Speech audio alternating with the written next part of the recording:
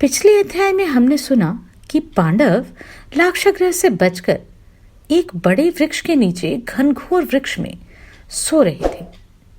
भीम नींद न आने के कारण जाग रहे थे और सामने नगर को देख रहे थे। क्या भीम अपने भाइयों के साथ उस नगर तक पहुंचे? जानते हैं इस अध्याय में। वैशंपायन जी कहते हैं, जन्मेजय, जहां पांडव कुंती सहित सो रहे थे उस वन में थोड़ी दूर पर एक शाल वृक्ष का आश्रय ले हिडिंब नामक राक्षस रहता था। वह बड़ा क्रूर और मनुष्य मांस खाने वाला था। उसका बल और पराक्रम महान थे। वह वर्षाकाल के मेघ की भांति काला था।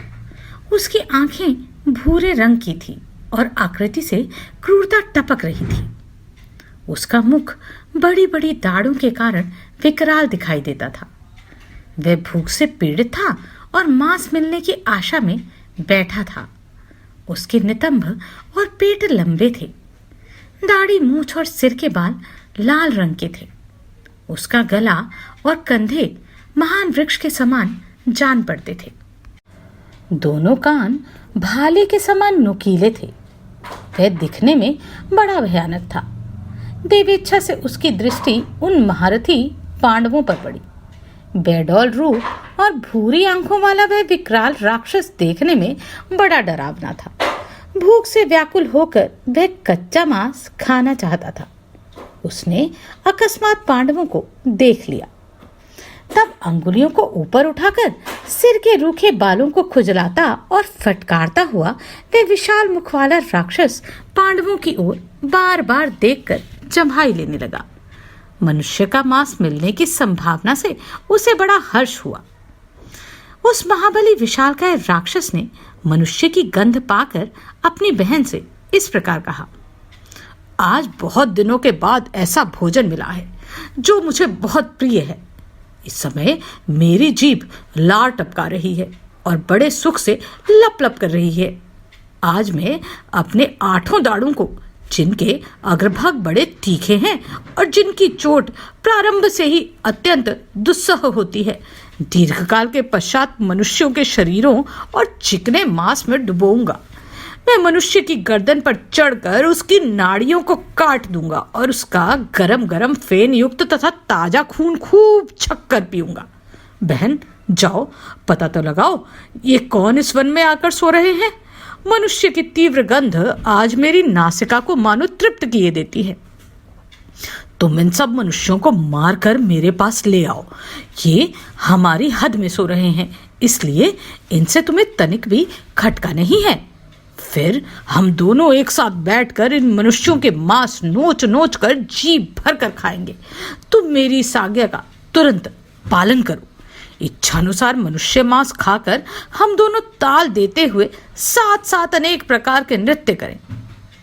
भरत श्रेष्ठ, उस समय वन में हिडिंब के युग कहने पर हिडिंबा अपने भाई की बात मानकर मानो बड़ी उतावली के साथ उस स्थान पर गई जहां पांडव थे। वहां जाकर उन्होंने कुंती के साथ पांडवों को सोते और किसी से परास्त न होने वाले भीमसेन को जागते देखा। धरती पर उगे हुए साखू के पौधे की भांति मनोहर भीमसेन को देखते ही राक्षसी मुग्ध हो उन्हें चाहने लगी। इस पृथ्वी पर वे अनुपम रूपवान थे। उसने मन ही मन सोचा, इन श्याम सुंदर तरुण वीर की भुजाएं बड़ी बड़ी हैं, कंधे सीके से हैं, ये महान तेजस्वी हैं। इनकी ग्रीवा शंख के समान सुंदर और नेत्र कमल दल के सदृश विशाल हैं। ये मेरे ही लिए उपयुक्त पति हो सकते हैं। मेरे भाई की बात क्रूरता से भरी है, अतः मैं कदापि उसका पालन नहीं करूंगी। नारी के हृदय में पति प्रेम ही अत्यंत प्रबल होता है। भाई का सौहार्द उसके सामने नहीं होता। इन सब को मार देने पर इनके मांस से मुझे और मेरे भाई को केवल 2 घड़ी के लिए तृप्ति मिल सकती है। यदि ना मारूं तो बहुत वर्षों तक इनके साथ आनंद भोगूंगी। हिडिंबा इच्छानुसार रूप धारण करने वाली थी। वह मानव जाति की स्त्री के समान सुंदर रूप बनाकर लजीली ललना की भांति धीरे धीरे महाबाहु भीमसेन के पास गई। दिव्य आभूषण उसकी शोभा बढ़ा रहे थे। तब उसने मुस्कुराकर भीमसेन से इस प्रकार पूछा, पुरुष रतन, आप कौन हैं और कहां से आए हैं? ये देवताओं के समान सुंदर रूप वाले पुरुष कौन हैं जो यहाँ सो रहे हैं? और अनघ, ये सबसे बड़ी उम्र वाली श्यामा सुकुमारी देवी आपकी कौन है, जो इस वन में आकर भी ऐसी निशंक होकर सो रही हैं मानो अपने घर में ही हो? इन्हें यह पता नहीं है कि यह गहन वन राक्षसों का निवास स्थान है। यहाँ हिडिंब नामक पापात्मा राक्षस रहता है। वह मेरा भाई है। उस राक्षस ने दुष्ट भाव से मुझे यहाँ भेजा है। देवोपम वीर, वह आप लोगों का मांस खाना चाहता है। आपका तेज देव कुमारों सा है। मैं आपको देखकर अब दूसरे को अपना पति बनाना नहीं चाहती। मैं यह सच्ची बात आपसे कह रही हूँ। धर्मज्ञ, इस बात को समझकर आप मेरे प्रति उचित बर्ताव कीजिए। मेरे तन मन को कामदेव ने मत डाला है। मैं आपकी सेविका हूँ, आप मुझे स्वीकार कीजिए। महाबाहो, मैं इस नरभक्षी राक्षस से आपकी रक्षा करूंगी। हम दोनों पर्वतों की दुर्गम कंदराओं में निवास करेंगे। अनघ, आप मेरे पति हो जाइए। वीर, आपका भला चाहती हूँ। कहीं ऐसा ना हो कि आपके ठुकराने से मेरे प्राण ही मुझे छोड़कर चले जाएं। शत्रुदमन, यदि आपने मुझे त्याग दिया तो मैं कदापि जीवित नहीं रह सकती। मैं आकाश में विचरने वाली हूँ। जहाँ इच्छा हो वहीं विचरण कर सकती हूँ। आप मेरे साथ भिन्न भिन्न लोकों और प्रदेशों में विहार करके अनुपम प्रसन्नता प्राप्त कीजिए।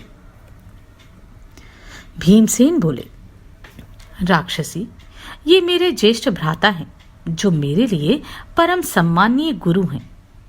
इन्होंने अभी तक विवाह नहीं किया। ऐसी दशा में मैं तुमसे विवाह करके किसी प्रकार परिवेता नहीं बनना चाहता। कौन ऐसा मनुष्य होगा जो इस जगत में सामर्थ्यशाली होते हुए भी सुखपूर्वक सोए हुए इन बंधुओं को, माता को तथा बड़े भ्राता को भी किसी तरह असुरक्षित छोड़कर जा सके? मुझ जैसा कौन पुरुष काम पीड़ित की भांति इन सोए हुए भाइयों और माता को राक्षस का भोजन बनाकर अन्यत्र जा सकता है? राक्षसी ने कहा, आपको जो प्रिय लगे मैं वही करूंगी। आप इन सब लोगों को जगा दीजिए। मैं इच्छानुसार इस मनुष्यभक्षी राक्षस से इन सब को छुड़ा दूंगी। भीमसेन बोले, राक्षसी, मेरे भाई और माता इस वन में सुखपूर्वक सो रहे हैं। तुम्हारे दुरात्मा भाई के भय से मैं इन्हें जगाऊंगा नहीं। भीरू, सुलोचने, मेरे पराक्रम को राक्षस, मनुष्य, गंधर्व तथा यक्ष भी नहीं सह सकते। अतः भद्रे, तुम जाओ या रहो, अथवा तुम्हारी जैसी इच्छा हो वही करो। तनवंगी, अथवा यदि तुम चाहो तो अपने नरभक्षी भाई को ही भेज दो। जन्मेजय तब यह सोचकर कि मेरी बहन को गए हुए बहुत देर हो गई, राक्षस राज हिडिंब उस वृक्ष से उतरा और शीघ्र ही पांडवों के पास आ गया। उसकी आंखें क्रोध से लाल हो रही थी, भुजाएं बड़ी बड़ी थी, केश ऊपर को उठे हुए थे और विशाल मुख था। उसके शरीर का रंग ऐसा काला था मानो मेघों की काली घटा छा रही हो। तीखे दाढ़ों वाला वह राक्षस बड़ा भयंकर जान पड़ता था। देखने में विकराल उस राक्षस हिडिंब को आते देखकर ही हिडिंबा भय से थर्रा उठी और भीमसेन से इस प्रकार बोली, देखिए, यह दुरात्मा निर्भक्षी राक्षस क्रोध में भरा हुआ इधर ही आ रहा है। अतः मैं भाइयों सहित आपसे जो कहती हूँ वैसा कीजिए। वीर, मैं इच्छानुसार चल सकती हूँ। मुझ में राक्षसों का संपूर्ण बल है। आप मेरे इस कटी प्रदेश या पीठ पर बैठ जाइए। मैं आपको आकाश मार्ग से ले चलूंगी। परंतु आप इन सोए हुए भाइयों और माताजी को भी जगा दीजिए। मैं आप सब लोगों को लेकर आकाश मार्ग से उड़ चलूंगी। भीमसेन बोले, सुंदरी, तुम डरो मत। मेरे सामने तुम राक्षस कुछ भी नहीं कर सकते। सुमध्य में मैं तुम्हारे देखते देखते इसे मार डालूंगा। भीरू, यह नीच राक्षस युद्ध में मेरे आक्रमण का वेग सह सके ऐसा बलवान नहीं है। ये अथवा संपूर्ण राक्षस भी मेरा सामना नहीं कर सकते। हाथी की सूंड जैसी मोटी और सुंदर गोलाकार मेरी इन दोनों भुजाओं की ओर देखो। मेरी ये जांघें परिध के समान हैं और मेरा विशाल वक्षस्थल भी सुदृढ़ एवं सुगठित है। शोभने, मेरा पराक्रम भी इंद्र के समान है, जिसे तुम अभी देखोगी। विशाल नितंबों वाली राक्षसी, तुम मुझे मनुष्य समझकर यहाँ मेरा तिरस्कार न करो। हिडिंबा ने कहा, नरश्रेष्ठ, आपका स्वरूप तो देवताओं के समान है ही, मैं आपका तिरस्कार नहीं करती। मैं इसलिए ये सब कहती हूँ कि मनुष्यों पर ही इस राक्षस का प्रभाव है। मैं कई बार देख चुकी हूँ। वैशंपायन जी कहते हैं, जन्मेजय, उस नरभक्षी राक्षस को हिडिंब ने क्रोध में भरकर भीमसेन की कही हुई उपर्युक्त बातें सुनी। तत्पश्चात उसने अपनी बहन के मनुष्योचित रूप की ओर दृष्टिपात किया। उसने अपनी चोटी में फूलों के गजरे लगा रखे थे। उसका मुख पूर्ण चंद्रमा के समान मनोहर जान पड़ता था। उसकी भौहें, नासिका, नेत्र और केशांत भाग सभी सुंदर थे। नख और त्वचा बहुत ही सुकुमार थी। उसने अपने अंगों के समस्त आभूषणों से विभूषित कर रखा था तथा शरीर पर अत्यंत सुंदर महीन वस्त्र धारण किया हुआ था। इसे इस प्रकार सुंदर एवं मनोहर मानव रूप धारण किए देख राक्षस के मन में यह संदेह हुआ कि हो ना हो यह पति रूप में किसी पुरुष का वरण करना चाहती है। यह विचार मन में आते ही वह कुपित हो गया। कुरुश्रेष्ठ, अपनी बहन पर उस राक्षस का क्रोध बहुत बढ़ गया। फिर उसने बड़ी बड़ी आंखें फाड़ फाड़ कर उसकी ओर देखा। हिडिंबे, मैं भूखा हूं, भोजन चाहता हूं। कौन दुर्बुद्धि मानव मेरी इस अभिष्ट की सिद्धि में विघ्न डाल रहा है? तू अत्यंत मोह के वशीभूत होकर क्या मेरे क्रोध से नहीं डरती? मनुष्य को पति बनाने की इच्छा रखकर मेरा अप्रिय करने वाली दुराचारिणी, तुझे धिक्कार है। तो पूर्ववर्ती संपूर्ण राक्षस राजाओं के कुल में कलंक लगाने वाली है। जिन लोगों का आश्रय लेकर तूने मेरा महान अप्रिय कार्य किया है, यह देख, मैं आज तेरे साथ ही मार डालता हूं। हिडिंबा से यूं कहकर लाल लाल आंखें किए हिडिंब दांतों से दांत पीसता हुआ हिडिंबा और पांडवों का वध करने की इच्छा से उनकी ओर झपटा। योद्धाओं में श्रेष्ठ तेजस्वी भीम उसे इस प्रकार हिडिंबा पर टूटते देख उसकी भर्त्सना करते हुए बोले, अरे खड़ा रह। वैशंपायन जी कहते हैं, जन्मेजय, अपनी बहन पर अत्यंत क्रुद्ध हुए उस राक्षस की ओर देखकर भीमसेन हंसते हुए इस प्रकार बोले, हिडिंब, सुखपूर्वक सोए हुए मेरे इन भाइयों को जगाने से तेरा क्या प्रयोजन सिद्ध होगा?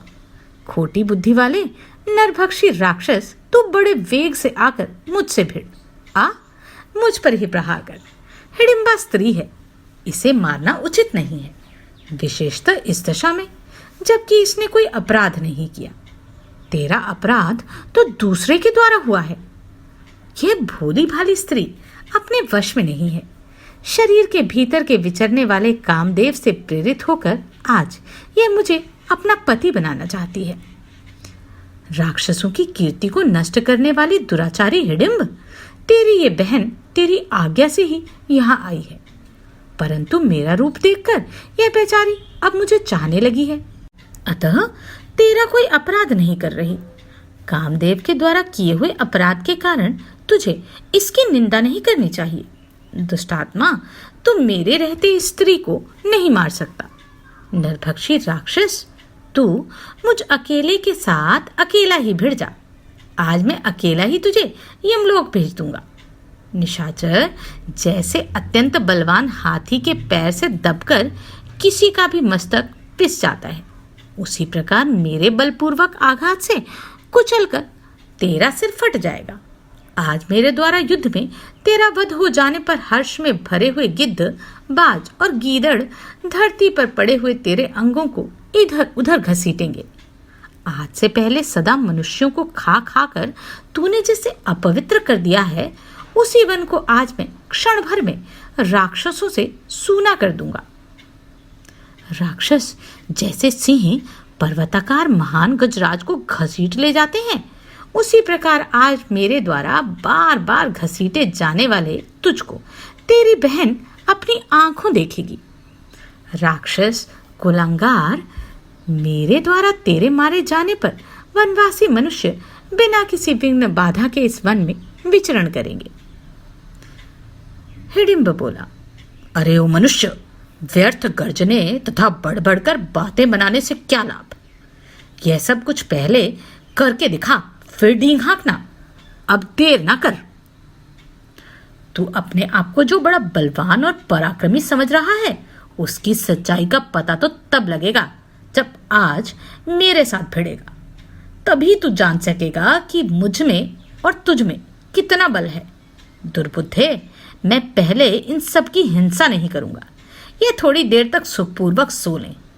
तू मुझे बड़ी कड़वी बातें सुना रहा है।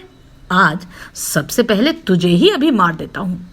पहले तेरे अंगों का ताजा खून पीकर उसके बाद तेरे भाइयों का भी वध करूंगा। तदनंतर अपनी अप्रिय करने वाली इस हिडिंबा को भी मार डालूंगा।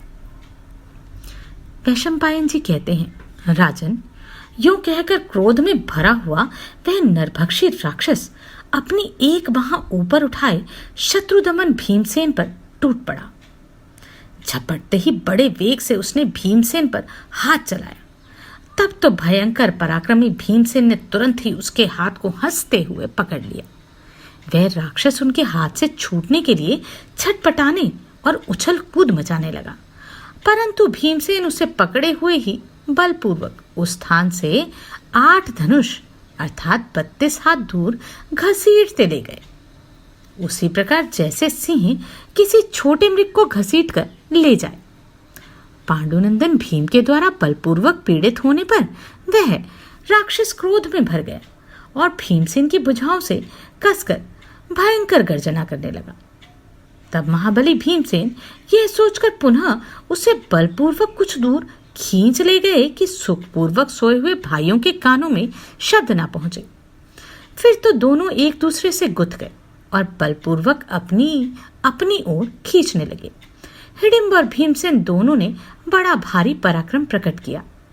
जैसे 60 वर्ष की अवस्था वाले 2 मतवाले गजराज कुपित हो परस्पर युद्ध करते हों, उसी प्रकार वे दोनों एक दूसरे से भिड़कर वृक्षों को तोड़ने और लताओं को खींच खींच कर उखाड़ने लगे। वे दोनों वृक्ष उठाए हुए वेग से एक दूसरे की ओर दौड़ते थे। उनकी जांघों की टक्कर से चारों ओर की लताएं छिन्न भिन्न हो जाती थी तथा गर्जन तर्जन के द्वारा सब और पशु पक्षियों को आतंकित कर देते थे। बल से उन्मत्त हुए वे दोनों महाबली योद्धा एक दूसरे को मार डालना चाहते थे। उस समय भीमसेन और हिडिंबासुर में बड़ा भयंकर युद्ध चल रहा था। वे दोनों एक दूसरे की भुजाओं को मरोड़ते और जांघों को घुटने से दबाते हुए दोनों एक दूसरे की ओर खींचते थे। तदनंतर वे बड़े जोर से गरजते हुए परस्पर इस प्रकार प्रहार करने लगे मानो 2 चट्टानें आपस में टकरा रही हों। तत्पश्चात वे एक दूसरे से गुथ गए और दोनों भुजाओं में कसकर इधर उधर खींच ले जाने की चेष्टा करने लगे। उन दोनों की भारी गर्जना से नरश्रेष्ठ पांडव माता सहित जाग उठे और उन्होंने अपने सामने खड़ी हुई हिडिंबा को देखा। भीम और हिडिंबासुर के इस महायुद्ध में किसको विजय मिली और किसको पराजय? क्या भीम हिडिंबासुर को मार पाए? हिडिंबा का क्या हुआ? क्या वह भीम को पति रूप में प्राप्त कर पाए? जानते हैं अगले अध्याय में।